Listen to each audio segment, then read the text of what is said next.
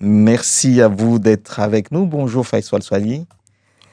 Merci de l'invitation. Bonjour. Alors, on va évidemment parler d'abord de l'actualité qui touche Mayotte et cette opération Wuambushu qui est donc à la fin de sa deuxième semaine.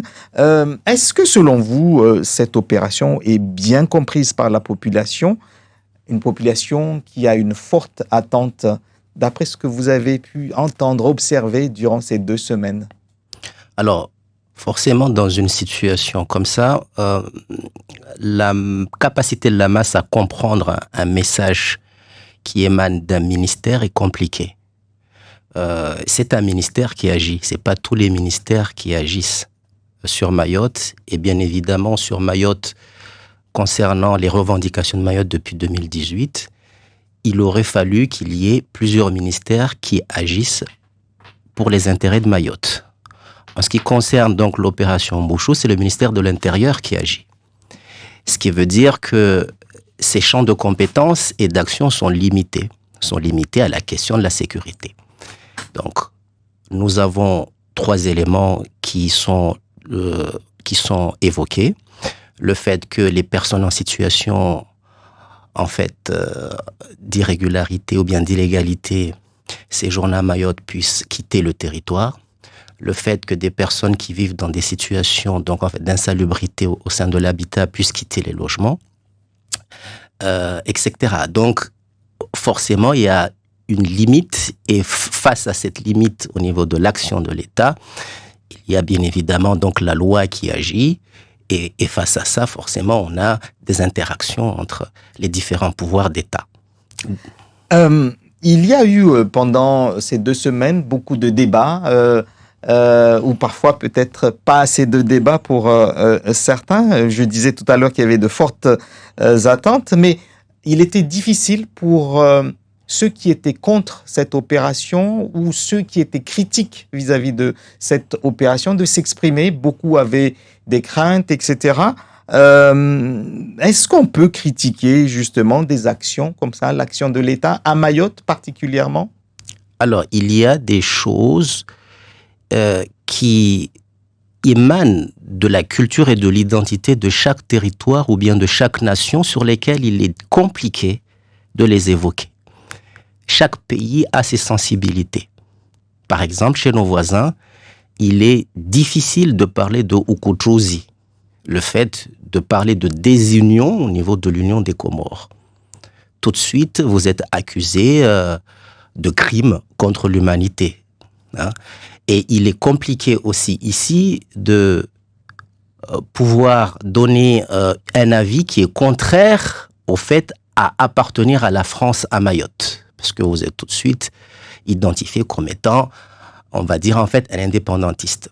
Mais en ce qui concerne l'opération Wuambushu, nous sommes sur un phénomène qui englobe toutes les sensibilités, quelles que soient les sensibilités, que ce soit une sensibilité politique, idéologique. Tout le monde craint sa vie lorsqu'il sort, lorsqu'il laisse ses enfants sortir. Donc ici, il n'y a plus question de parler d'idéologie, il n'y a plus question de parler de freins idéologiques qui pourraient empêcher ou bien museler une partie de la population. Il y aura peut-être une manière de s'approprier la manière de faire, peut-être, ou la suite après le Wuambushu, parce qu'il y en a qui pensent que ça va tout résoudre, il y en a qui pensent que ce n'est pas une fin en soi, il y a des choses à faire après juin 2023. Mais est-ce que pour autant, les gens qui critiquent ou qui ont des doutes sur Wuambushu peuvent être des gens qui aiment vraiment Mayotte, qui aiment la France, et que finalement, les catégoriser comme étant pro-Comore ou anti-Mayotte, c'est un petit peu, quelque chose de insensé.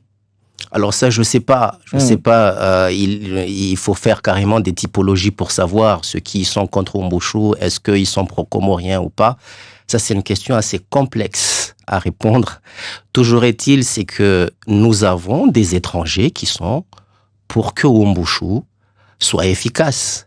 Et nous avons des personnes qui ne sont pas d'une sensibilité politique départementale, qui souhaitent que le Wumbushu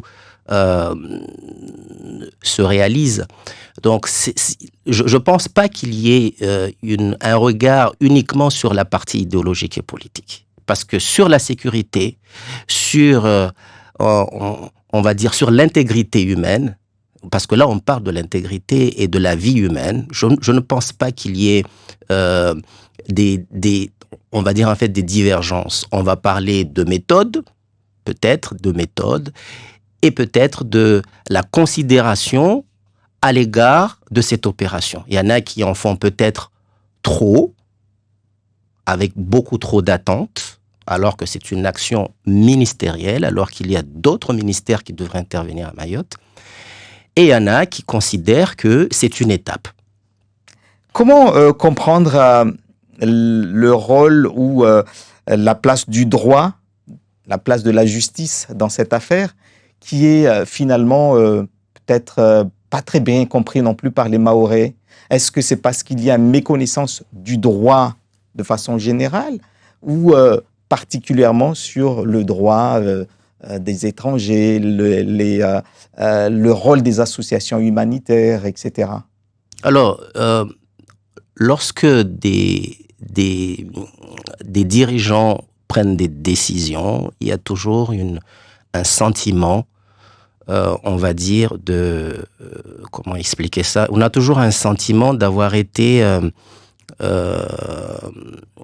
en fait, qu'on a enlevé une partie de ce que l'on espérait, c'est-à-dire une décision. Maintenant, il y a des leviers judiciaires, pour être donc plus précis, qui ont été utilisés. Peut-être qu'il y a des contre-leviers face à ces leviers qui ont été mobilisés. Et rien n'empêche que des décisions soient prises, et quelle que soit la position des uns et des autres. Parce qu'il y a des positions qui ont été identifiées sur certaines personnes. Donc, il faut qu'on aille jusqu'au bout sur cette question-là, en se disant que si l'État s'engage à aller dans ce sens-là, il faut avoir confiance en l'État et à tous les instruments qui sont autour de l'État pour pouvoir aller au bout de ses objectifs. Est-ce qu'on doit tout lier à l'histoire à Mayotte ou à la région pour comprendre ce qui se passe, ce qui se déroule ici? Oui, on ne peut pas faire une abstraction sur l'histoire, sur le passé. Si on veut comprendre le présent et envisager l'avenir, vous le savez, je n'ai pas à vous apprendre. Et évidemment sur les interactions que nous avons eues avec les territoires d'à côté depuis toujours, et surtout le positionnement lorsqu'il y a une crise. Il faut observer les choses lorsqu'il y a une crise à Mayotte ou aux Comores, quels sont les positionnements des uns et des autres. Et c'est là où on voit la nature des territoires face à une crise. Et ce que l'on peut observer au niveau de Mayotte, c'est qu'on a un laxisme. Mis à part le fait qu'on a une société civile qui agit même en minorité, on a un laxisme réel à pouvoir aller dans une démarche offensive face à ces questions-là. On ne peut pas résoudre les problématiques qui nous lient sur le plan diplomatique avec la région en attendant que les collectifs des citoyens fassent des blocus. Il faudrait que nos décideurs aient une démarche offensive sur le plan économique à Mayotte et dans la région. C'est peut-être là la clé, parce qu'il nous faut des clés de compréhension sur les enjeux qui se passent. Il ne faut pas se suffire à l'actualité, à la lecture des articles que nous lisons pour dire qu'il va se passer ceci, cela dans la région. Il faut avoir une démarche offensive, aller vers une démarche de collecte, de veille, d'analyse, pour que nous puissions, à un moment donné, mettre des actions, et peut-être qu'on nous invitera sur certaines tables de négociation, si c'est nécessaire, ou encore les avis que nous pouvons avoir peuvent avoir un intérêt dans des intérêts d'État ou bien de raison d'État.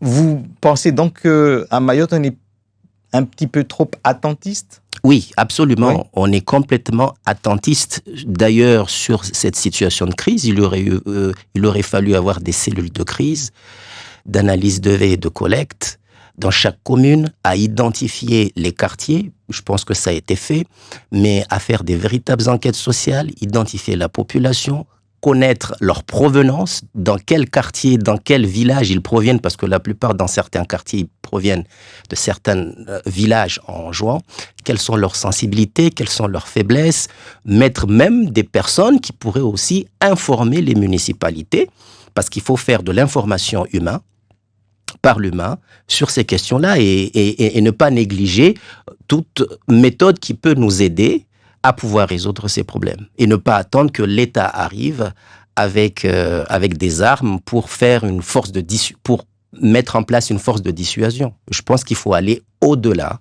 de la force de dissuasion militaire.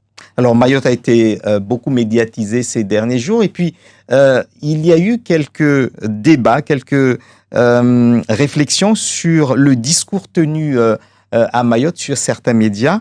Certains disaient que les éléments de langage utilisés ici à Mayotte, des intervenants sur l'immigration, les langages que tenaient, le discours que tenaient les hommes politiques à Mayotte ne pouvaient pas se tenir en France métropolitaine, que ici à Mayotte, parfois, on dit des choses qui n'auraient pas été tolérées au niveau de la métropole. Est-ce qu'il y a une hypocrisie en France métropolitaine ou est-ce que c'est à Mayotte que les verrous ont peut-être sauté? Alors, moi, je constate le contraire aujourd'hui. Quand je regarde les interventions, par exemple, de la députée de la circonscription 1, j'ai l'impression qu'elle a gagné une guerre de communication. Elle a fait un travail de fond, elle a gardé sa ligne de communication qui est toujours la même et qui explique aux Français que ce que nous vivons aujourd'hui, vous les avez vécus avec l'Allemagne, avec l'Italie auparavant.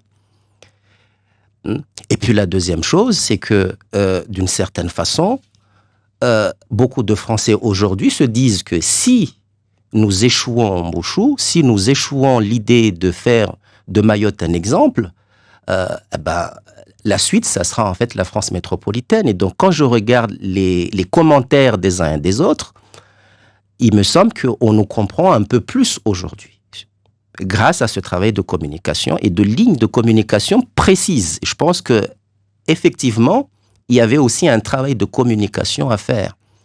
Un travail de communication à faire pour que la ligne politique mahoraise soit unique et qu'on ait, je veux dire, les mêmes éléments de discours historiques, sociologiques et économiques qui permettent d'aller vers les médias et pouvoir expliquer un seul discours de Mayotte sur cette question.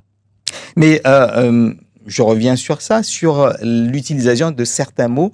Je sais que sur les plateaux télévisés de métropole, beaucoup ont été choqués lorsque les députés Kamardine ou la députée Estelle Dioussoupha utilisent les mots comme guerre civile.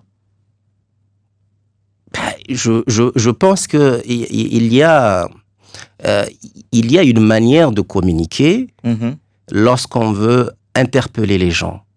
Et donc, lorsqu'on utilise le terme de guerre civile pour pouvoir interpeller donc, le sentiment de la population française et peut-être par la suite que le gouvernement puisse agir, n'est pas forcément en fait une mauvaise méthode. Lorsqu'on a des meurtres à Mayotte, lorsqu'on a des personnes qui sont attaquées impunément pour des rackets et autres, lorsqu'on a des viols, etc., on ne peut pas nier qu'il y a une violence forte et aggravée et gratuite, en fait, à l'encontre de la population de Mayotte, de manière générale, parce que ça peut être un Mahorais comme ça peut être un étranger qui serait victime.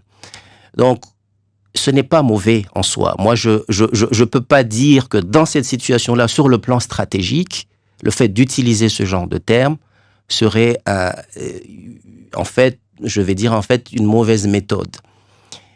Ce que moi, je déplore, c'est le fait que le discours n'a pas été précis pour certains politiques. Le discours n'a pas été synthétisé à partir des éléments historiques, sociologiques, économiques, et peut-être nous permettre, donc par la suite, de discuter sur les éléments relatifs à la diplomatie. Alors, les collectifs disent en fait se mettre sur la lignée des chatouilleuses, du combat des chatouilleuses. Les chatouilleuses sont ancrées dans l'histoire de Mayotte. Est-ce que vous pensez que dans 10, 15, 20 ans, 50 ans, peut-être que le collectif aura aussi cette place dans l'histoire de Mayotte? Ah oui, forcément. Forcément, parce que le collectif a vécu énormément de tensions. Le collectif a agi sur énormément de tensions. Ils ont réagi, on va dire, plutôt sur énormément, en fait, donc d'événements politiques et sociétals. Mais effectivement, il faut bien évidemment qu'ils se reposent sur une base historique. Et donc, Zenam Déré et tous ces hommes politiques qui ont agi durant le XXe siècle ont un rôle aussi à jouer dans la mémoire collective.